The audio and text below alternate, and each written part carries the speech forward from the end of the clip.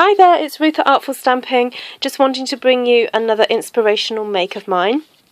This is a card that I've made using 3 colours and 1 stamp set. I think this is going to be a new idea for some videos that I'm going to be doing, just to show people how you don't need lots and lots and lots of fancy materials and lots of stamps, but actually with 1 stamp set and just a few colours you can actually make something really beautiful. Okay, so we're using the gorgeous Birthday Blossom stamp set here, and what I've done is stamped it with the black archival ink that we're doing now, and it's available in the autumn winter catalogue.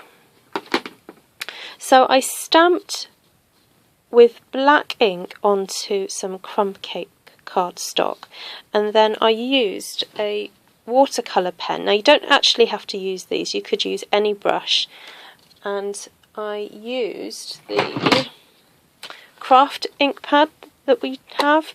It's white, obviously in colour, but it's a slightly different formula than the other inks. It's kind of, when you paint with it, it really does, it's quite opaque. It doesn't sort of sink into it sort of sits on the top of the cardstock. So it's really great for painting onto darker colours. If you want a lighter white, or if you want to, you can actually paint another colour onto here and it would really then show up. But what I've done is just used it as white. So I stamped the cluster of flowers underneath and painted in using the craft ink pad. So then the other thing I did was I stamped the leaves onto thick Whisper White card, and I fussy cut those leaves out, and then I stamped and punched out the flower using the punch, but again, you don't have to have the punch, you can just quite easily cut that out by hand. Then, I don't know if you can see all the different layers, but I didn't glue it down with any wet glue, I just used the dimensionals. So I put dimensionals underneath all the leaves, and I love using all the little bits and pieces that you usually get at the end of the dimensional sheet.